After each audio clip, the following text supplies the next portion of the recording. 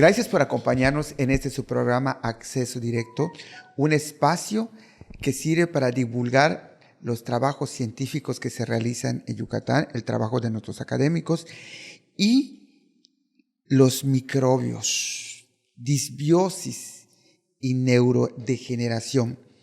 El microbioma es el conjunto de microorganismos que viven en simbiosis en el cuerpo humano, principalmente en el tubo digestivo. Cuando este equilibrio se rompe, aparece la disbiosis. Y para eso vamos a hablar con el licenciado en nutrición, Sergio Cuevas Carbonell, docente de la UADY y estudiante de la maestría en el Laboratorio de Neurociencias, aquí en el Hideo Noguchi, en Mérida, Yucatán. Empecemos ahora sí por el principio. ¿Qué es la microbiota, doctor? Muy bien. La microbiota es el conjunto de microorganismos que viven en nuestro cuerpo. Están en distintos lugares, ¿sí? Y son muy variados, cumplen una función de las que seguro hablaremos más adelante.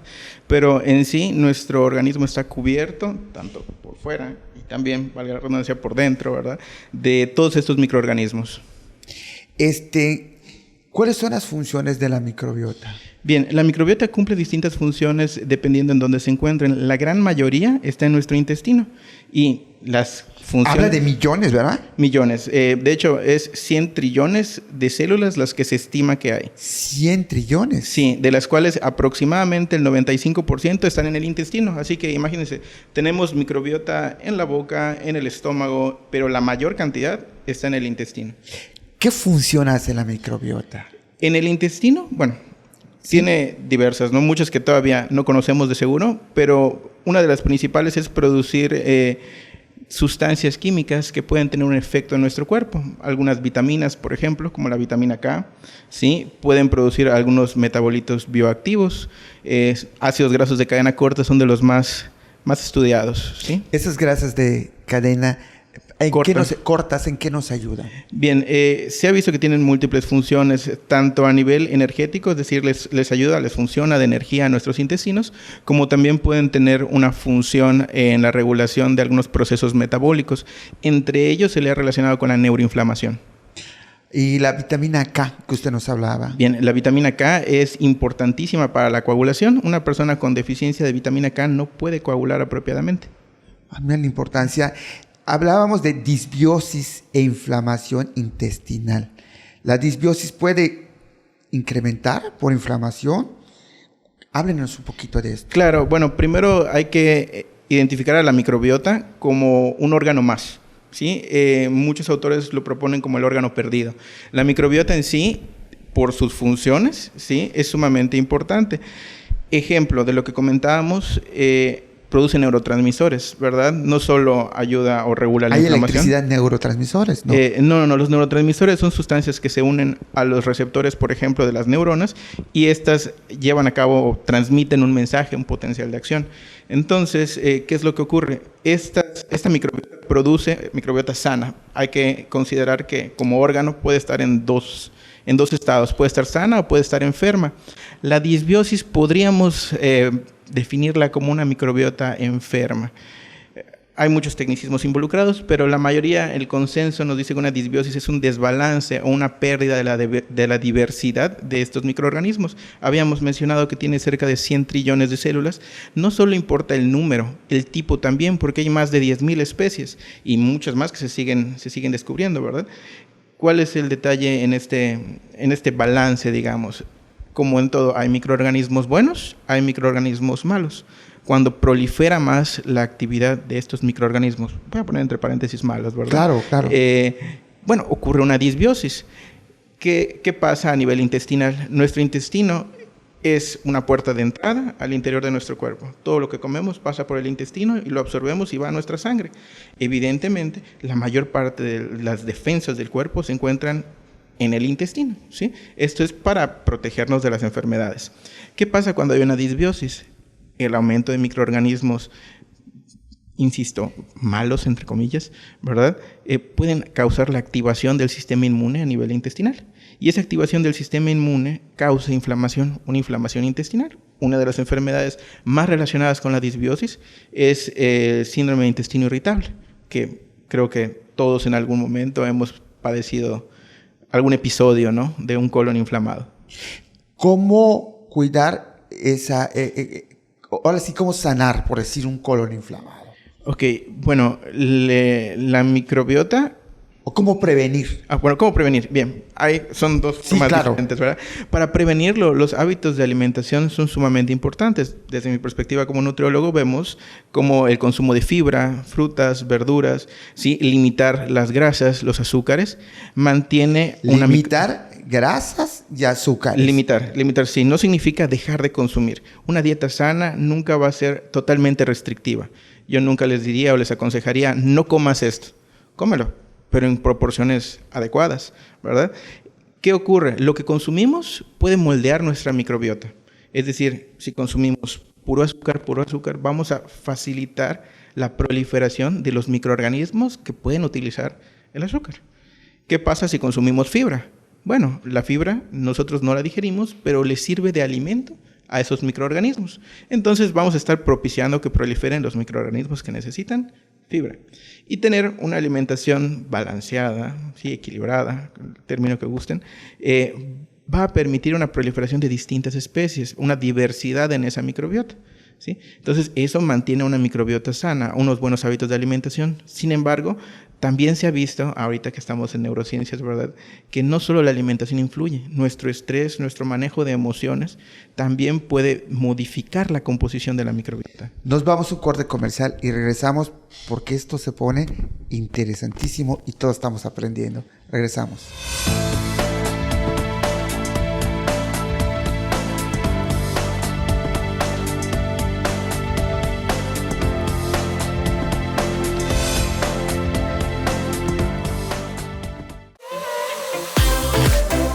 Conoce las maravillas que presenta la península de Yucatán para divertirse y vacacionar en Getaway por Teleplay. Viejos amigos en una nueva señal.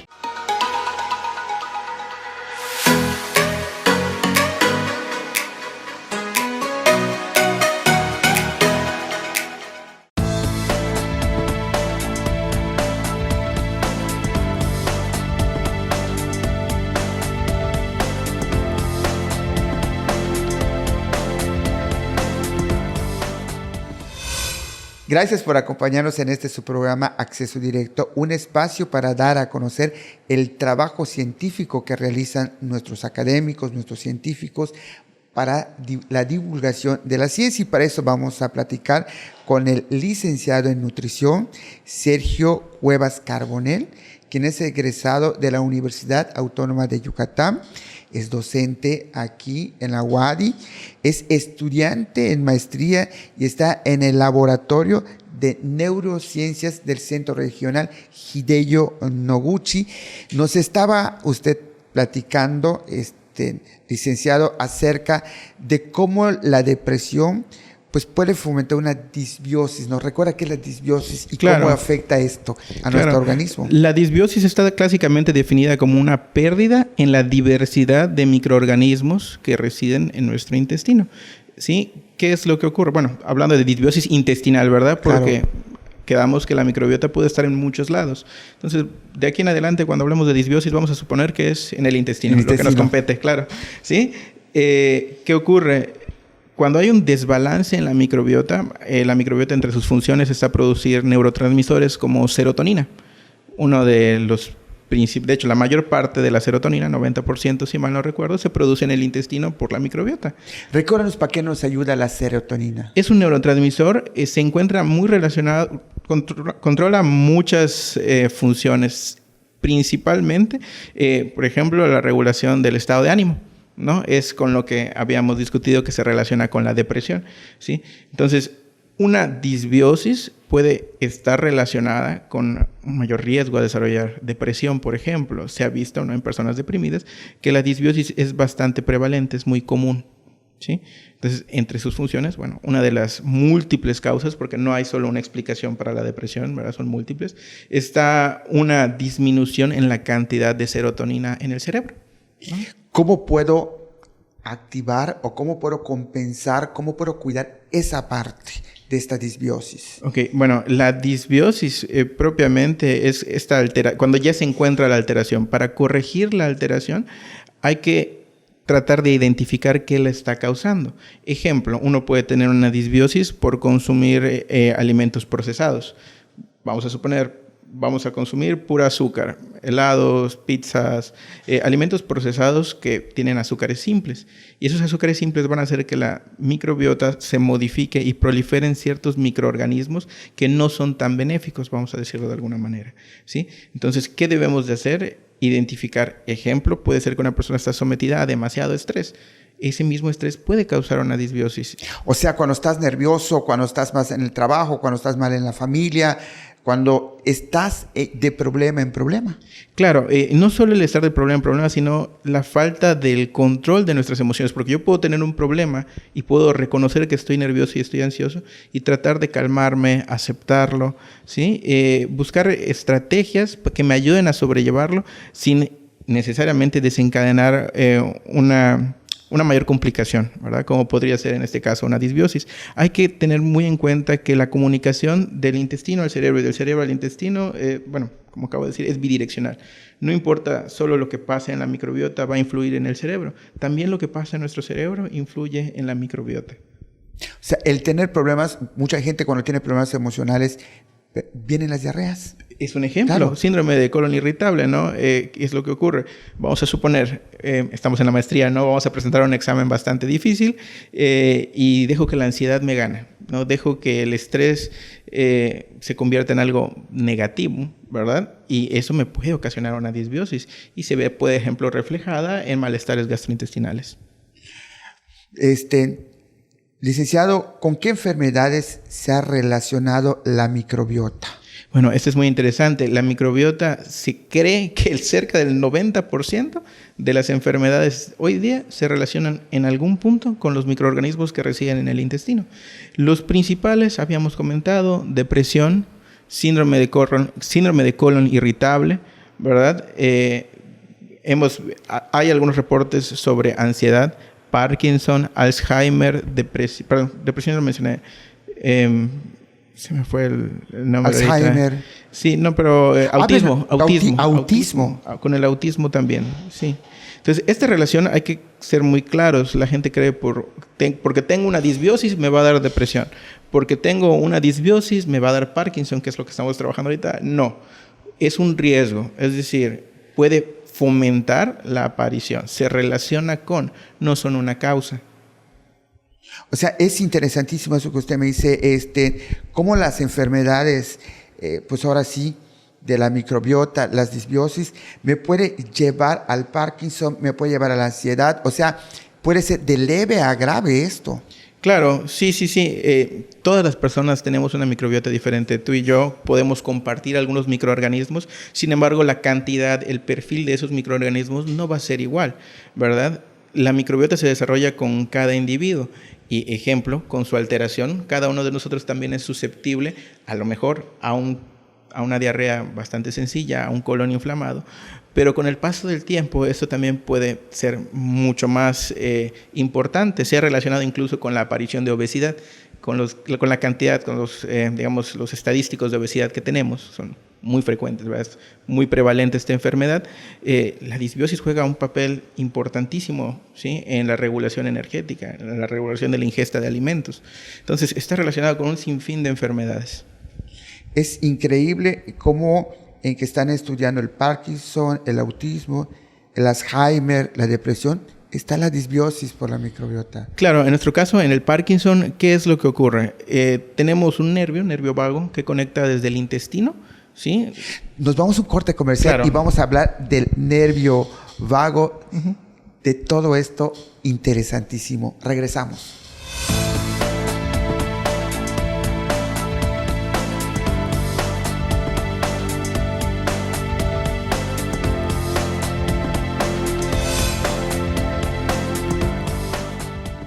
Descubre qué hay detrás de los personajes que están cambiando la historia de la península, en una entrevista con alguien que los conoce a fondo.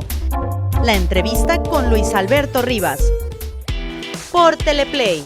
Viejos amigos en una nueva señal.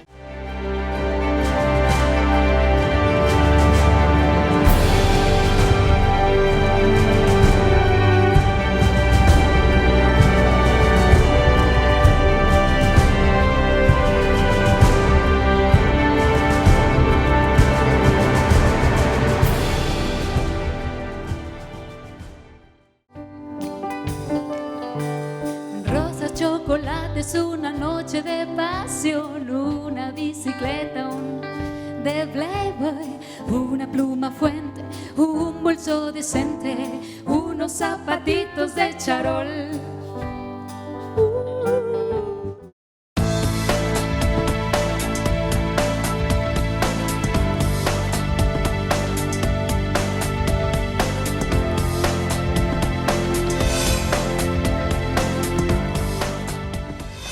Gracias por acompañarnos en este su programa Acceso Directo.